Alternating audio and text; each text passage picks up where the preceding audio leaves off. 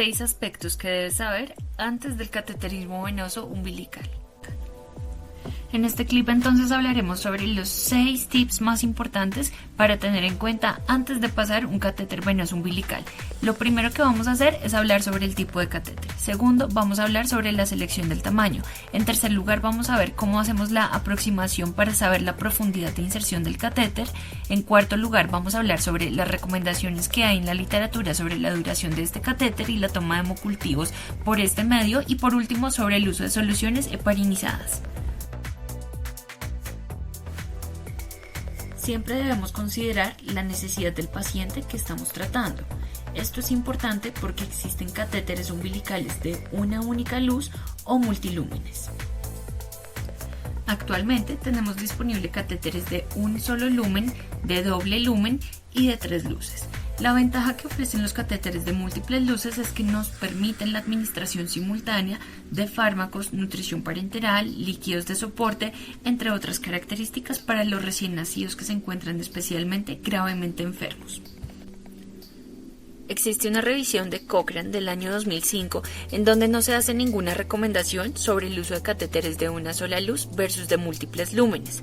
Aquí se habla de que los catéteres de doble luz disminuyeron el número de vías venosas adicionales durante la primera semana de vida, pero también registraron que se rompieron y obstruyeron más y esto estuvo relacionado con su menor diámetro de la luz.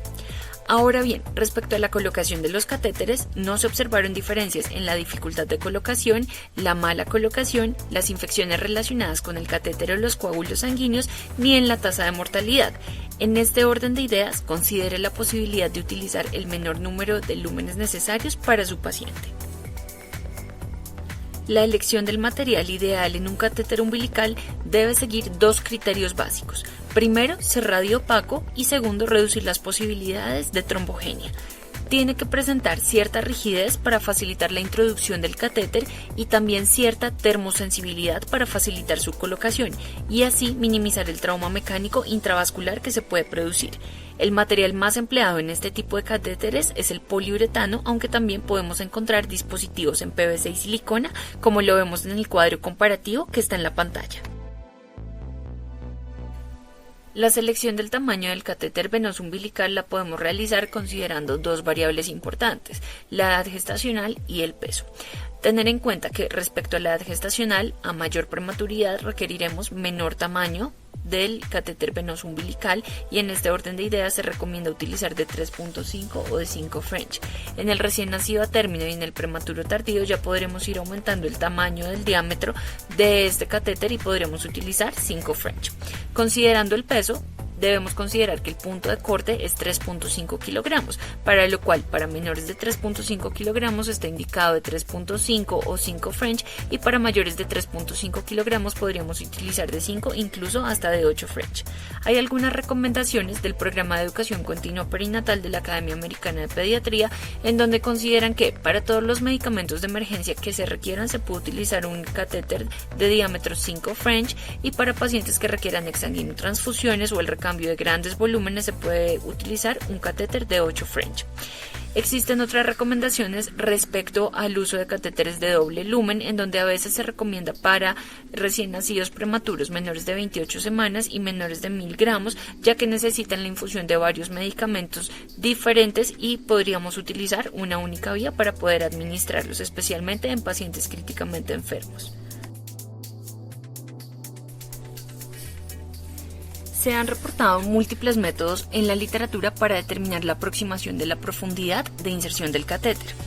En este momento vamos a tener en cuenta la distancia hombro-ombligo, ya que la experiencia clínica ha demostrado que con este método se obtiene una colocación precisa del catéter venoso umbilical y en la literatura se describe más preciso que el método de Shukla y Ferrara. El método Dunn se basa en la medición de la distancia hombro-ombligo y utiliza un nomograma para determinar la longitud de la inserción. Tenga en cuenta como consideración técnica que no se mide el hombro en diagonal al ombligo, sino que se debe hacer una línea recta desde el hombro hasta el nivel del ombligo y se debe adicionar el cálculo de la medida en centímetros del muñón umbilical. Una vez tenga la medida, incluyendo el muñón umbilical, debe ubicar esta medida en el eje de la X y posteriormente ubicar la punta del catéter entre el nivel del diafragma y la aurícula izquierda, es decir, entre la línea gris y la línea azul.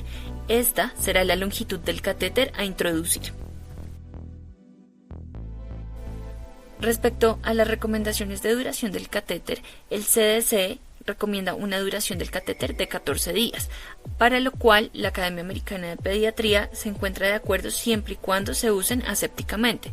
Encontramos adicionalmente otras fuentes que recomiendan 7 días y de hecho algunos autores incluyen hasta 28 días solo si es absolutamente necesario. Los hemocultivos se pueden obtener de catéter venoso umbilical inmediatamente después de la colocación, de lo contrario se prefiere la venopunción periférica. Respecto al uso de heparina en el catéter venoso umbilical, esta información que se encuentra es controversial.